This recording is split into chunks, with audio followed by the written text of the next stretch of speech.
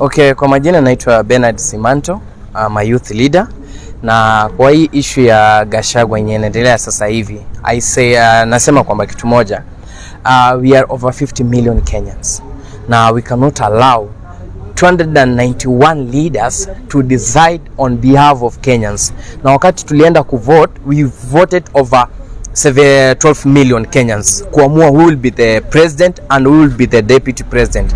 So ile kitu sisi tunasema kama my youth as the Gen Z tunasema kwamba saa hizi if Gachagua mnataka aondoke na aondoke na rais wake, kwa sababu over 12 million Kenyans wenye waliamua who is the president, waliamua the president na deputy wake. So sisi kama Gen Z we tried our best. MP wameona kwamba wao ndio the best. Sasa sisi tunasema kwamba saa hii sisi Kenyans ndio we are going to decide who will remain and who will not remain. For now wote waende, we are ready for the new election kuhakikisha kwamba we have the right person. Ningalipenda kujua umetoa maoni ama bado, na unachukulia vipi zoezi mzima? Maoni yangu nimetoa jana. Jina naitwa Maxwell Ndeda. Maoni yangu nilitoa jana kuhusiana na mpango wa impeachment wa the deputy president. Kilicho ama cha msingi ni kwamba kama uongozi umekuwa mbaya, na kwa saa hii tunachojua Gachagua anatumiwa kama scapegoat. Sasa kama uongozi umekuwa mbaya, wote wanaenda. Kwa sababu gani? Mtu ukikatwa uache kisiki wacha pale itaumiza watu. Sasa mtu ukikatwa inangolewa na wewe kisiki yote. Asante. Yes, sijui umetoa maoni ama bado, na unaitwaje? Kwa majina naitwa Femi. Maoni yangu nimetoa rasmi jana, na ningependa kuongea kuhusu hii impeachment ya Gachagua. Na tuliwachagua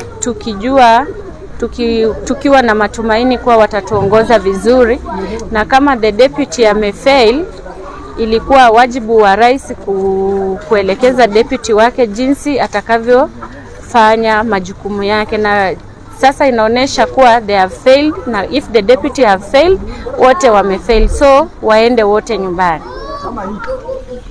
Umetoa maoni, jina na unatoka wapi, wewe ni nani? Mimi kwa majina naitwa Dolly na Hembi, sijatoa maoni bado. Lakini nitatoa leo, siku ya leo. Yes, mimi upande wangu naona kwamba Gachagua asiende, na akienda aende na mkubwa wake ambaye ni William Ruto, kwa sababu shingo kama haifanyi kazi kumaanisha kichwa haiwezi fanya kazi. So kama mkubwa amesema anataka kutoa mdogo wake, kumaanisha wote wawili hawafanyi kazi, waende nyumbani wote. Na mbona hujatoa maoni hadi sasa? Sijatoa maoni hadi sasa kwa sababu nimekuwa katika harakati za kazi, lakini siku ya leo nitatoa maoni. Yeah. Sijui umetoa maoni au bado?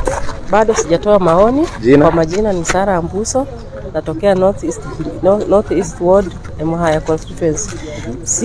Mimi kibinafsi nasema kama Gachagua naibu wa rais inafaa ende nyumbani, waende wote, sababu tuliwachagua kwa tiketi moja asapea. Sasa uwezi tupa kiatu ya right ubaki na kiatu kwa mguu ya left. Wote waende nyumbani, na kama ni uchaguzi tuwarudi kwa debe tufanye uchaguzi. Na sijui kwa nini hadi sasa hujatoa maoni yako?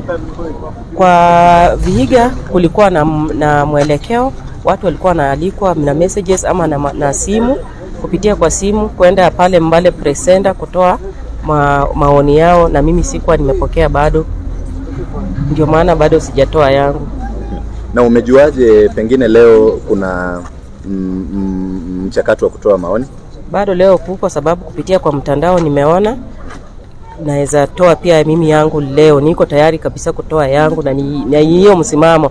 Uwezi toa kwa mguu kiatu ya right ubaki na kiatu ya mguu ya kushoto, uwezi tembea. Sasa kama ni wote hiyo viatu yote iende, turudi uchaguzi, ikiwezekana tuchague rais.